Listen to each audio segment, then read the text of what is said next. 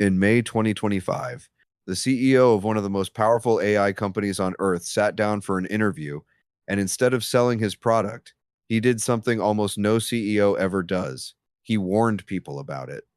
Dario Amodei runs Anthropic, the company behind Claude, one of the most advanced AI models in the world.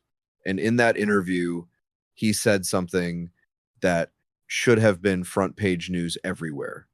He said AI could wipe out half of all entry level white collar jobs in the next 1 to 5 years. Half.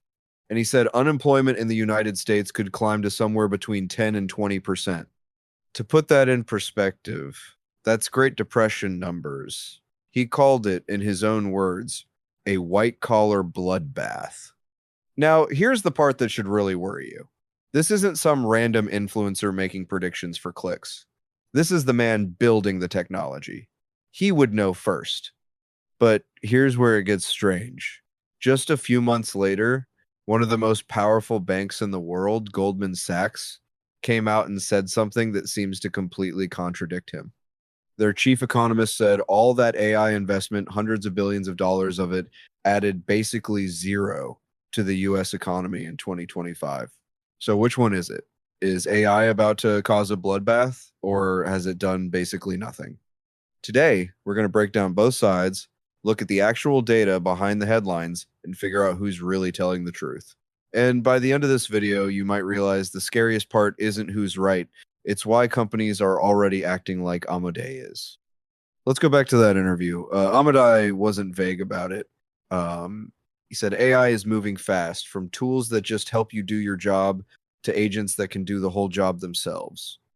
Write the code, answer the emails, handle the customer service ticket, file the report. No human required. And he said the jobs most at risk are entry level, the first rung on the career ladder, junior analysts, junior coders, customer service reps, paralegals. The jobs companies usually fill with fresh graduates because the work is repetitive enough to learn fast and structured enough to follow a pattern. That's exactly the kind of work AI is good at. Amodei wasn't just speculating either. He pointed to something that was already happening in his own backyard, software engineering. For years, that was the golden career. Stable, well paid, in constant demand, especially after the pandemic when tech hiring exploded. And then almost overnight, the layoffs started.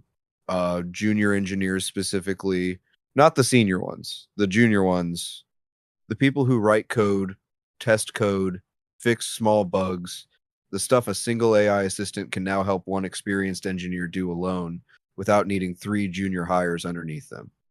Tech workers started calling it breaking the bottom rung. The first step into the industry was disappearing, and Amodei's argument was simple. If it happened to software engineers first, because they were the easiest for AI to reach, what happens when AI gets good enough to reach accounting, law, marketing, HR? Every other white collar industry that hires the same way? That's the bloodbath he was talking about. Not a single dramatic crash. A slow, quiet removal of the first step on the ladder, industry by industry. Now, normally this is where a video like this would just end. Scary quote, dramatic music, like and subscribe. But the truth is more complicated and more interesting because there's actual data and it's split. Let's start with the evidence. Amodei was right. In August 2025, Stanford University released one of the largest studies ever done on this exact question. Researchers led by economist Eric Brynjolfsson pulled payroll data from ADP, the largest payroll processing company in America. We're talking millions of workers across tens of thousands of companies, real paychecks, not surveys, not opinions. What they found: workers between 22 and 25 years old in jobs heavily exposed to AI had seen employment drop by 13% since generative AI tools went mainstream. Software developers, customer service reps, computer programmers, receptionists, the exact entry-level roles Amodei warned about. And inside that bigger number, one job stood out even more. Entry-level software developer jobs specifically had fallen by almost 20% since 2022.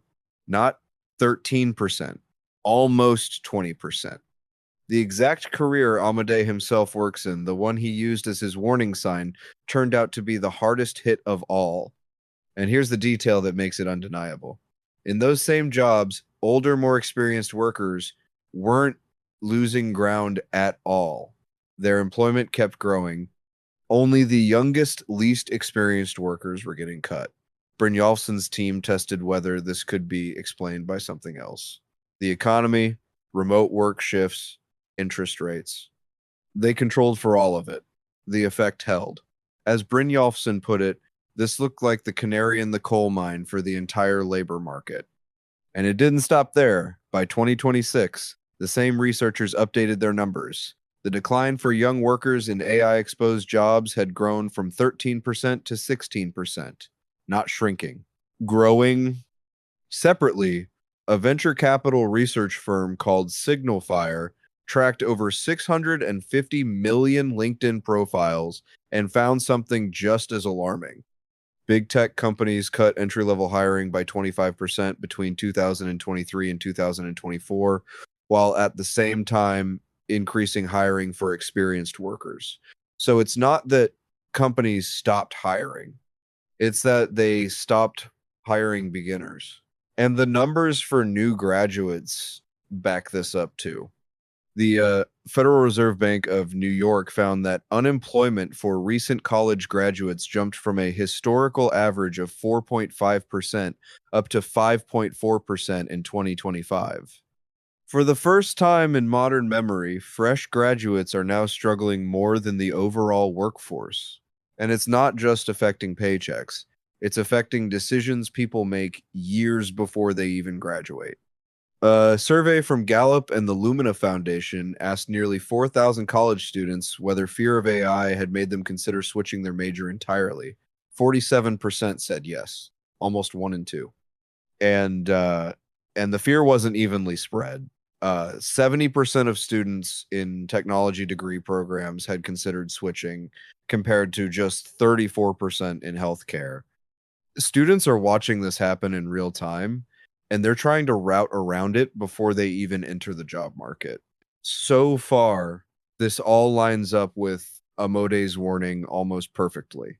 Here's the twist, because while all of this was unfolding, a completely different story was playing out at the macro level.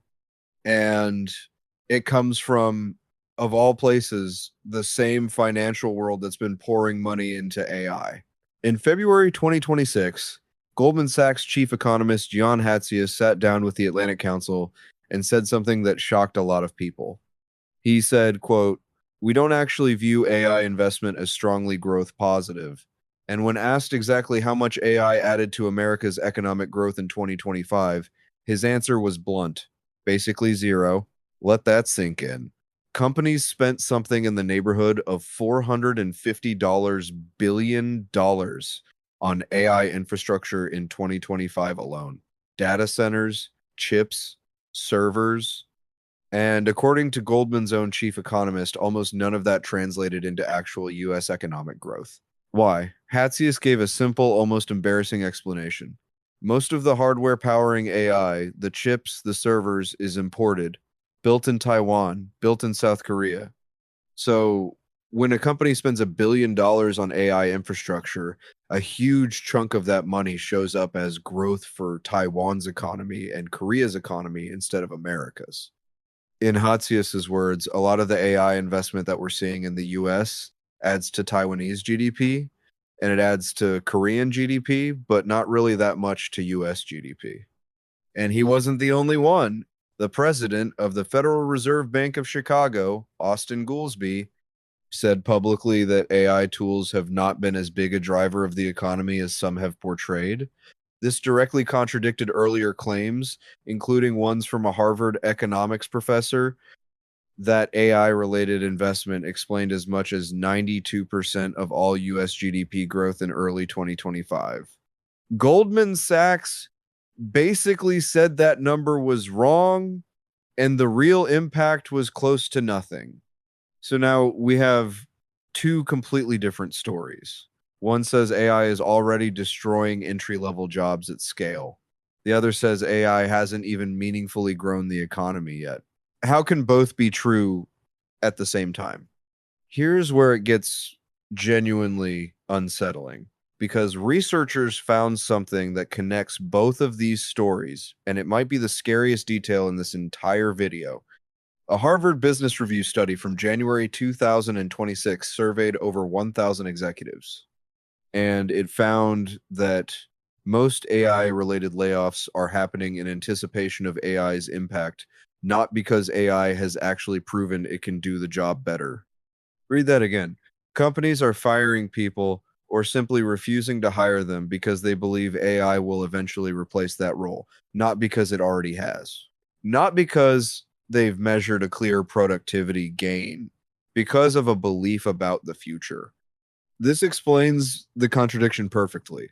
Goldman Sachs is right that AI hasn't generated measurable economic growth yet, and Stanford is right that entry level jobs are already disappearing because the job losses aren't actually being driven by AI's current capability. They're being driven by what executives expect AI's capability to become. In other words, the bloodbath might already be starting for a reason that hasn't even happened yet. And the people paying the price first are the ones with the least power to fight back. Fresh graduates, 22-year-olds applying for their first job, competing against a flood of other applicants in a market where companies are quietly cutting the bottom rung before the technology is even proven it deserves the credit. One detail makes this even harder to escape. Researchers found that around 90% of US employers now use AI screening tools just to sort and rank job applications before a human even looks at them. Most of these companies rely on the same handful of vendors. So, one algorithm built by one company is now quietly deciding the fate of millions of job applications across completely unrelated industries. And here's a detail that should make every executive pause before cutting another headcount based purely on belief. Klarna, the Swedish payments company, became famous for doing exactly what Amodei warned about, replacing customer service workers with AI almost entirely. They bragged about it publicly as proof of the future. But within months, the quality of service collapsed so badly that Klarna quietly reversed course and started rehiring real human customer service staff. Gartner, the research firm, went even further, predicting that half of all companies that cut workers for AI will end up rehiring them by 2027 under new job titles. If that prediction holds, then a huge portion of this bloodbath isn't even a real transformation. It's a panic followed by a correction, with real people caught in between. Maybe the honest answer is both of them are right, and that's exactly why this should worry you. Amodei isn't wrong that AI is starting to reshape who gets hired. The Stanford data proves that. But Goldman Sachs isn't wrong either that the broader economic payoff hasn't arrived yet, which means right now we are living through the worst possible combination. Companies are cutting young workers based on AI's promised future capability, while the technology still hasn't delivered enough value to justify the confidence they're placing in it. If AI eventually lives up to the hype, this might just be remembered as an early painful transition, the same kind that happened during the dot-com crash, when computer science hiring froze for years before exploding again once the economy recovered. Stanford professor Eric Roberts documented exactly that pattern after 2001. Years of fear driven hiring freezes, a convenient technological scapegoat, and then a full recovery once interest rates came down. But if AI doesn't deliver, if Goldman's basically zero turns out to be the long term story and not just a slow start, then an entire generation of workers may have lost their first step on the career ladder for nothing. Either way, here's the uncomfortable truth this video leaves you with. Nobody, not Amodei, not Goldman Sachs, not the Federal Reserve, actually knows for certain which future we're walking into. But companies are already betting your job on it. So I want to hear from you. Do you think AI is already taking jobs, or are companies just using it as a convenient excuse to cut costs? Let me know in the comments.